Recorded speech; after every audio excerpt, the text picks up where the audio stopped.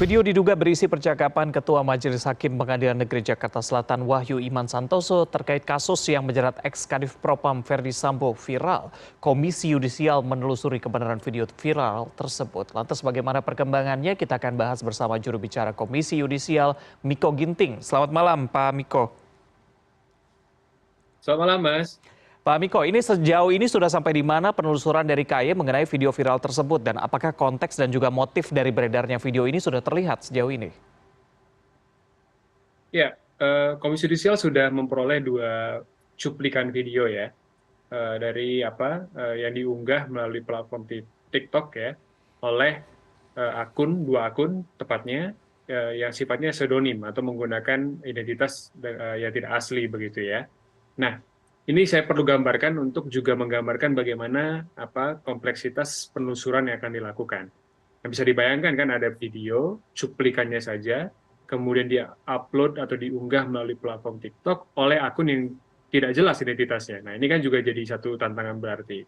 Oleh karena itu tadi yang seperti cuplikan yang di awal, saya katakan bahwa Komisi Yudisial akan menggunakan peran ahli ya untuk kemudian menguji validitas dari video ini. Termasuk juga menelusuri video ya. Kalau ini memang cuplikan video, seperti juga diakui oleh pihak PN Jakarta Selatan, berarti kan ada video-video yang lebih panjang dari ini kan. Nah, ini kan juga perlu kita lihat agar terlihat gambaran yang lebih utuh dari dialog yang terjadi di video tersebut. Itu yang pertama. Jadi ada aspek teknikalitas yang akan ditelusuri begitu ya. Tapi di sisi yang lain juga ada aspek motif dan konteks. Nah, ini kan jadi penting. Misalnya siapa yang kemudian merekam video tersebut? Kemudian dengan tujuan siapa pengunggahnya, dengan tujuan apa, kapan kemudian direkamnya, begitu. Itu kan juga perlu ditelusuri lebih lanjut ya. Jadi kita juga mengharapkan publik untuk mengamati proses di Komisi Yudisial agar ini berjalan sesegera mungkin sifatnya, meskipun tadi saya katakan ada kompleksitas terkait dengan penelusuran dari aspek teknikalitas. Dan kedua ya itu juga sulit juga dalam konteks menelusuri motif dan juga konteks gitu. Oke, tadi Anda mengatakan bahwa akan melibatkan ahli begitu ya. Pihak mana saja atau ahli mana saja yang akan dilibatkan dalam penelusuran video viral ini? Ya, kita tentu memiliki beberapa ahli ya yang selama ini memang bekerjasama dengan Komisi Yudisial dalam melakukan pengawasan hakim, terutama dalam membuktikan dugaan-dugaan pelanggaran kode etik dan perilaku hakim. Gitu. Jadi ada ahli yang kita libatkan, terutama ini dari latar belakang forensik digital begitu ya. Dan kemudian yang kedua, kita juga terbuka kemungkinan untuk berkoordinasi dengan pihak-pihak lain ya, misalnya pihak kepolisian untuk kemudian menelusuri ya apa lebih lanjut, misalnya ketika kita menemukan ada indikasi-indikasi tindak pidana. Kita juga kemudian membuka kerjasama dengan terbuka kemungkinan dengan kerjasama dengan Mahkamah Agung misalnya begitu ya, untuk melakukan penelusuran terhadap hal ini lebih lanjut. Nah, untuk pemanggilan hakim, ini perlu saya tegaskan bahwa di Undang-Undang Kekuasaan Kehakiman, hakim yang dilaporkan sekalipun ke Komisi Yudisial, maka Komisi Yudisial sebisa mungkin tidak memeriksa yang bersangkutan ketika perkaranya sedang berlangsung. Nah, kenapa? Karena kita perlu menjaga kemandiriannya kan, untuk kemudian tidak diintervensi selama perkara sedang berlangsung. Nah, ini yang kemudian kita juga akan tempatkan bukan pemeriksaan ya, tapi pemanggilan atau permintaan klarifikasi atau permintaan keterangan begitu ya kepada yang bersangkutan. Nah, itu akan kita tempatkan di opsi yang terakhir atau the last resort ya dari upaya Komisi Yudisial untuk mendapatkan konteks yang lebih utuh dari video ini begitu. Oke, Pak Miko, dari teman-teman Komisi Yudisial termasuk Anda begitu ya, apakah Anda bisa melihat ini bahwa sebagai bentuk intrik yang mungkin bisa terjadi pada hakim yang menangani kasus-kasus besar? Karena sebelumnya Menko Polhukam Mahfud MD sempat menduga bahwa video itu merupakan upaya teror terhadap hakim. Tanggapan Anda seperti apa? Ya, saya tidak bertendensi untuk kemudian mengambil kesimpulan terlalu dini ya, Mas, karena kita perlu menelusuri video ini lebih lanjut. Apalagi ini kan masih cuplikan ya. Nah, kita perlu menelusuri gambaran utuh dari video ini gitu. Misalnya kalau cuplikan ini hanya misalnya 15 detik satu video, kemudian 15 detik lagi di video yang lain. Nah, video ini seberapa panjang sebenarnya dan konten apa yang dibicarakan di video tersebut kan itu juga perlu ditelusuri. Nah, agar kita melihat misalnya satu, apakah ada kemungkinan dari video tersebut ada indikasi misalnya dugaan pelanggaran kode etik dari hakim. Nah, itu kan perlu kita buktikan juga kan, perlu kita telusuri. Atau yang kedua, justru kalau tidak ada misalnya dugaan pelanggaran kode etik gitu ya. Nah, apakah ada misalnya dugaan-dugaan perbuatan yang merendahkan kehormatan hakim dalam bentuk intimidasi, dalam bentuk intervensi, dan seterusnya gitu. Hmm. Nah, untuk sampai pada kesimpulan itu, tentu kita harus melihat gambaran yang utuh dari video ini. Hmm. Nah, gambar yang utuh dari video ini, tentu itu dengan bantuan ahli tadi ya, dan kemudian kalaupun ahli kemudian tidak mendapatkan gambaran yang utuh itu, tadi kita akan bekerja sama dengan beberapa pihak lain gitu. Hmm. Oke, baik. Pak Miko, apa yang akan dilakukan oleh Komisi Yudisial jika memang videonya terbukti dan Wahyu Iman Santoso terbukti melanggar etik? Ya, pertama, kita tidak bisa mengambil kemungkinan-kemungkinan Hmm. sedini mungkin ya, karena tentu akan ada proses penelusuran yang lebih utuh.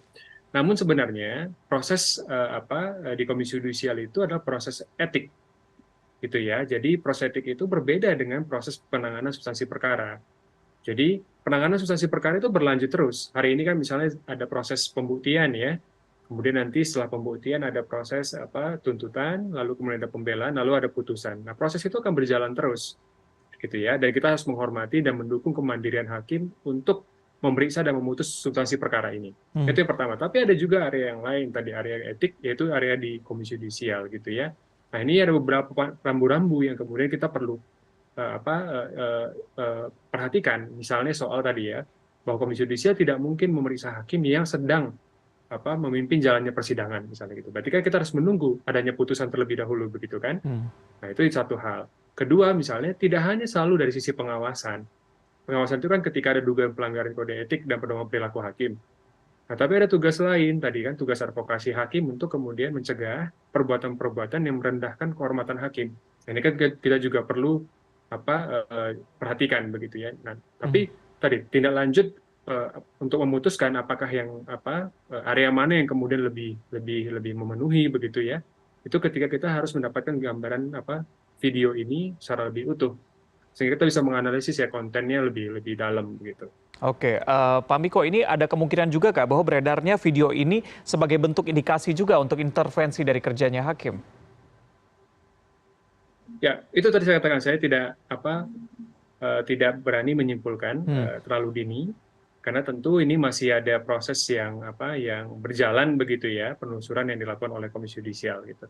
Nah, tahapan pertama yang kita lakukan tentu menelusuri dulu video ini bagaimana validitasnya, kemudian kan paling tidak kan ada 3 hal tadi ya, videonya itu sendiri begitu ya, dalam arti audio visual yang termuat di dalamnya begitu. Kemudian yang kedua narasi dan teks yang kemudian juga dibubuhkan dalam video itu, yang kalau kita lihat secara sekilas ya, secara mata awam dan pendengaran awam kan tidak berhubungan dengan suara yang atau audio yang kemudian diperdengarkan ya, Hmm. dan dibubuhi juga dengan musik-musik yang keras untuk menimbulkan noise gitu ya.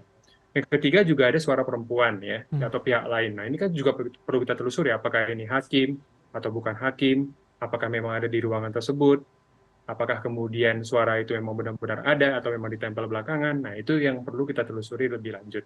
Lagi-lagi, Komisi Yudisial itu akan memutuskan langkah tindak lanjut kalau, sekali lagi, kalau penelusuran terhadap aspek teknikalitas itu sudah selesai dilakukan dengan bantuan ahli, gitu ya. Hmm. Kemudian yang kedua, motif dan konteksnya juga sudah terlihat, begitu.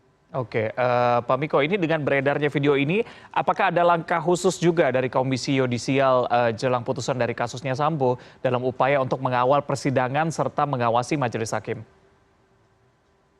Ya, pertama dari awal memang perkara ini kan dijadikan prioritas Hmm. ya oleh Komisi Yudisial, tentu karena skala dan magnitud dari perkara ini gitu ya. Kalau Mas Reza gitu pergi ke wilayah terluar dan terpencil, kebetulan saya sering dinas ya keluar daerah seperti itu. Yang dibicarakan memang kasus ini, Hmm. begitu. Nah, itu terlihat sekali bagaimana perhatian masyarakat terhadap kasus ini. Itu satu. Oleh karena itulah kemudian Komisi Yudisial menentukan bahwa perkara ini sebagai perkara yang dipantau secara prioritas. Nah, dari awal kita memantau dari hari ke hari, dari sidang ke sidang, begitu ya. Ada 2 bentuk tim yang kita turunkan. Satu tim yang kasat mata begitu, yang memang memiliki identitas, terlihat di persidangan, membawa kamera, perekam, dan seterusnya. Tapi ada juga tim-tim yang sifatnya incognito, atau tidak terlihat, atau tidak bisa diidentifikasi apakah dia dari Komisi Yudisial atau lagi dari mana gitu ya. Nah, ini kan untuk mengawasi satu perilaku hakim, tapi juga perilaku pihak lain yang berkaitan dengan kemandirian hakim gitu. Nah, ini ini bentuk perhatian serius dari Komisi Yudisial. Bahkan di awal kan kita juga sudah menawarkan misalnya apakah diperlukan upaya untuk Komisi Yudisial merekomendasikan ada safe house misalnya pengawalan khusus dan sebagainya macam. Nah itu kan kemudian hakim menyatakan belum perlu begitu ya di awal. Nah ini kan juga bentuk dari bagaimana Komisi Yudisial memandang penting sekali untuk menjaga kemandirian hakim. Apapun putusannya pada akhirnya, Mas Reza ya, itu basisnya adalah kepercayaan publik terhadap hakim. Nah, kepercayaan publik itu hanya dapat ditentukan oleh kemandirian hakimnya dalam memutus. Nah, itu tanggung jawab kita bersama untuk menjaga kemandirian hakim tersebut. Gitu. Baik, kita tunggu bagaimana apapun hasil penelusuran dari Komisi Yudisial nanti dan harapannya adalah ini tidak mempengaruhi bagaimana vonis ke depannya. Terima kasih sudah bergabung bersama kami juru bicara Komisi Yudisial Miko Ginting. Selamat malam, salam sehat. Salam sehat, terima kasih, selamat malam.